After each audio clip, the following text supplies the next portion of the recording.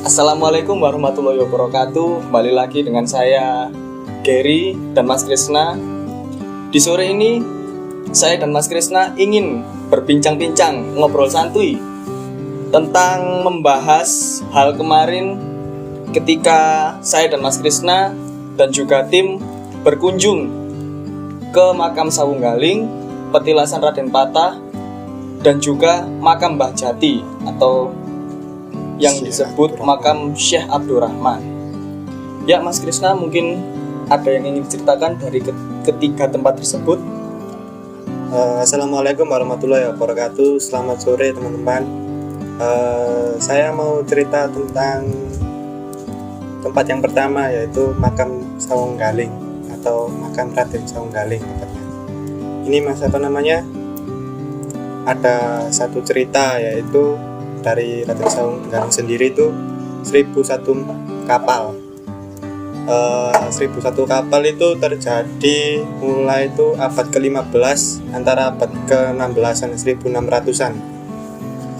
Waktu itu Belanda menjajah Indonesia. Waktu itu Raden Sawunggaling sendiri berada tempat di Surabaya ini mengetahui hal itu akan terjadi, tepatnya itu di Lautan Perak sampai Lautan Gresik. Yang saya lihat dari mata batin saya sendiri itu Lautan Perak sama Lautan Gresik. Waktu Raden Sawunggaling sendiri itu mengetahui hal itu, maksudnya penjajah Belanda ini mau menyerang kota Surabaya sendiri tuh, Raden Sawunggaling ingin membantu pemerintahan kota Surabaya yang di masa waktu itu Untuk memerangi dari dengan cara para kolonial Belanda itu. Kan orang-orang dulu kan punya punya keilmuan yang sendiri lah. Ya. Dan waktu itu Raden Sawunggaling menggunakan ilmu itu menaiki, kalau saya lihat itu memakai ilmu saipi angin. Saipi angin itu kayak orang jalan tapi cepat, dan orang yang biasa melihat itu nggak bisa dilihat. Ilmu goibnya dari Raden Sawunggaling sendiri tuh, Mas? Ya, saipi angin namanya. Waktu itu Raden Sawunggaling itu menaiki kapal-kapal dari penjajah Belanda. Dan waktu itu penjajah Belanda ingin membunuh Raden Sawunggaling sendiri itu, sampai menembakin kapalnya sendiri, karena Sawunggaling sendiri itu berdiri tepat di atas kapal Belanda, berpindah-pindah secara berskala. Akhirnya kapal dari Belanda sendiri atau penjajah itu sendiri hancur satu persatu. Banyak orang yang nggak tahu kisah ini tentang 1001 kapal. Saya cuma ingin menceritakan 1001 kapal ini untuk teman-teman bisa mengetahuinya tentang sejarah Raden Sawunggaling sendiri. Dan waktu kita di sana itu kita disambut dengan Eyang Demang Suruh atau lurahnya situ Sawunggaling, kata orang situ sendiri. Daerah Sawunggaling itu, Mas? Ya, kalau saya lihat sendiri itu kayak kaki kanan dari Sawunggaling sendiri. Waktu itu kita di situ juga disambut dengan tangan kanannya Raden Sawunggaling.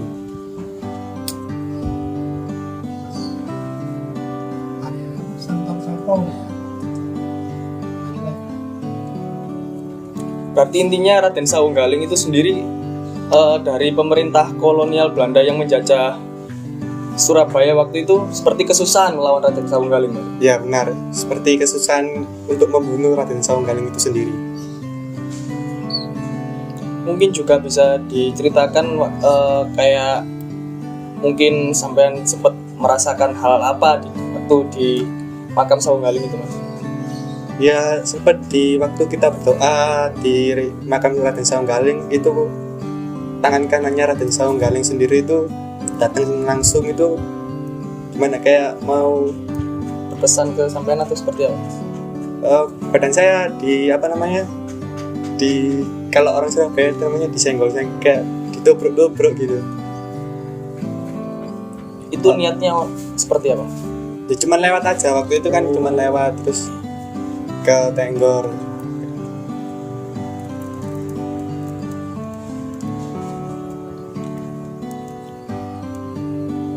Bisa diceritakan juga mungkin ketika setelah dari makam Raden Sawunggaling kan kita ke tempat petilasannya Raden Patah. Mungkin di tempat itu juga sampai bisa ceritakan seperti apa, Mas? Kalau di petilasannya Raden Patah, kalau orang-orang sekitar situ menyebutnya Sigit Lakar Santri. Sigit Lakar Santri itu sendiri itu Raden Patah itu sendiri Raden Patah itu sedang menyamar menjadi Sigit Lakar Santri. Karena waktu itu Raden Patah kan raja pertama dari kerajaan Demak. Waktu itu kerajaan Demak masih berseteru dengan kerajaan Majapahit. Kerajaan Majapahit itu mencari Raden Patah untuk dibunuh karena mau meruntuhkan kerajaan Majapahit itu sendiri. Waktu ke Surabaya ke sini, dia menyamar menjadi Sigit Lakar Santri. Di situ tempat petilasan itu dulunya sebuah, kalau sekarang namanya pondok, untuk belajar mengajar, mengaji kehidupan. Salah satu muridnya di situ sendiri bukan manusia, mas, tanda kutip makhluk halus lah, sebangsa jin, yaitu Singorejo. Singorejo itu berupa bentuk singa tapi putih, dan ada satu lagi itu bentuknya itu seperti macan tutul, tapi kebanyakan macan tutul itu hitamnya lebih banyak. Kalau sifat dari Eyang Singorejonya itu sendiri itu penyabar, baik, mempunyai sifat kebaikan. Kalau orang sekarang itu kayak Ramah. Kalau yang macan tutul ini agak sifatnya garang, sifatnya menakutkan. Itu menandakan kalau kehidupan kita itu ada sisi baik dan sisi buruknya, mas. Dan yang ada tulisan waktu di petilasan, di makam ada tulisan Eyang Singorejo. Itu bukan Eyang Singorejo itu sendiri, itu salah satu murid dari Raden Patah, Bapak ini namanya. Dan waktu penjaga makam petilasan itu sendiri ditemukan kerangka tubuh manusia. Kerangka tubuh manusia itu sendiri tuh kalau saya lihat bersosok perempuan yang terbunuh dan nggak dimakamkan secara manusiawi lah, dan badan itu dipotong-potong, dimutilasi. Wanita itu siapa, mas? Jasad wanita yang kerangka itu tadi sendiri, menurut penglihatannya dari sampean. Waktu itu kalau saya lihat namanya Syahrir, Syahir.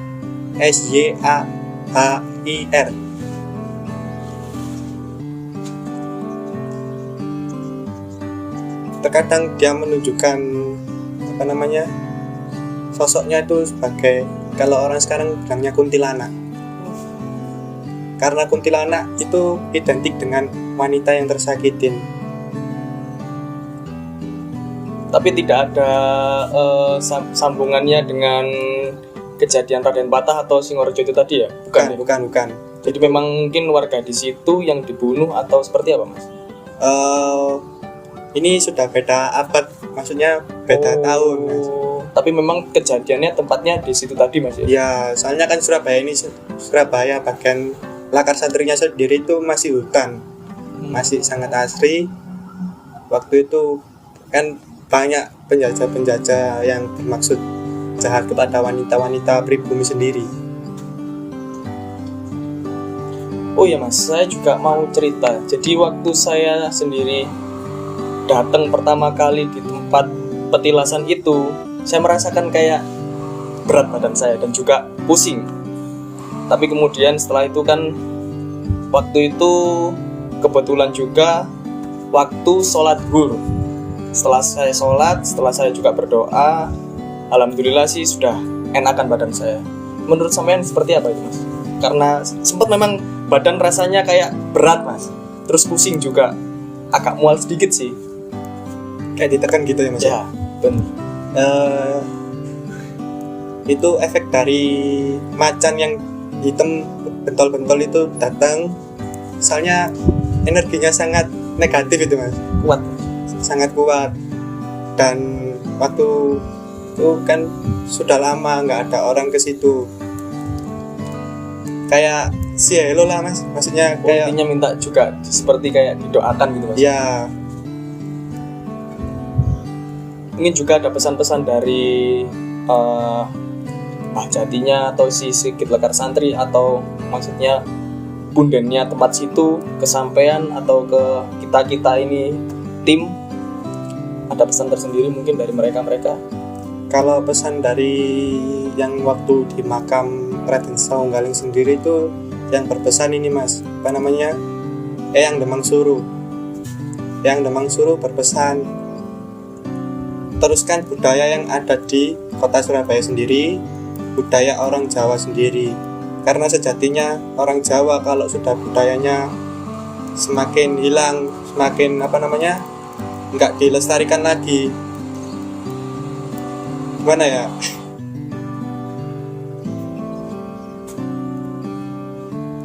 tanda-tanda sudah mulai ya banyak-banyak bencana kayak sekarang terjadi karena orang Jawa sendiri itu sudah meninggalkan identitasnya sendiri sebagai orang Jawa, Adatnya atau budayanya.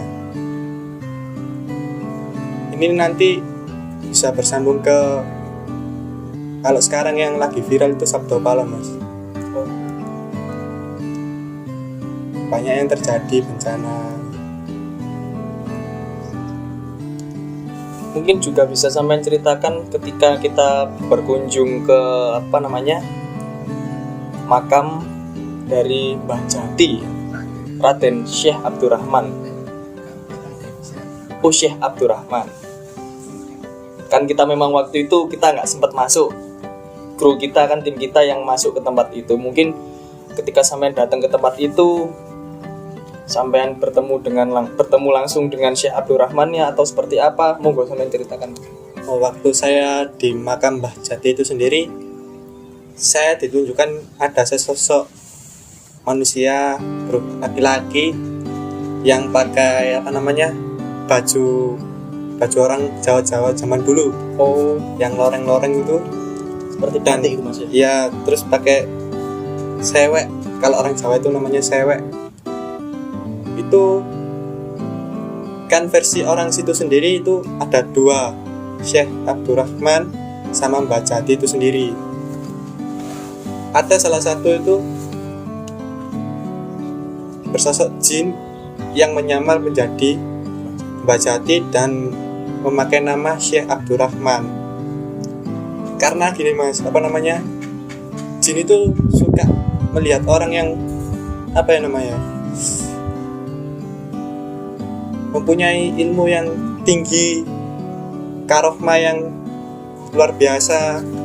Pokoknya orang yang Sekiranya memang ada pegangan lah, katakannya kalau unsurnya orang-orang biasanya bilang kan ceklan ya, orang Surabaya biasanya ngomong. orang baik lah mas istilahnya. Itu jin itu suka menyamar jadi itu untuk mempelajari kehidupan manusia. Itu jin itu berubah menjadi sesosok Mbah Jati itu sendiri, ya, memakai nama Syekh Abdurrahman. Kalau saya lihat dari mata saya sendiri, ini mau percaya nggak percaya silakan teman-teman untuk menilainya. Ini penglihatan saya sendiri. Oh iya mas, ini mungkin yang terakhir. Monggo sampean dari ketiga tempat tersebut kalau memang sampean ada pesan yang ingin disampaikan ke teman-teman untuk melihat video kita nanti, monggo sampean sampaikan. Saya dan kesan berpesan sampean.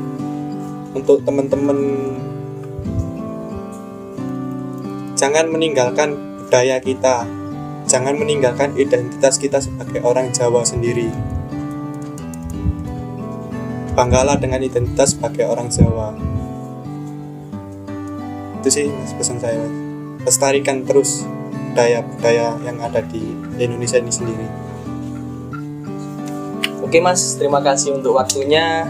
Ya, sekian teman-teman dari kita berdua, dari saya Gary dan juga Mas Krisna.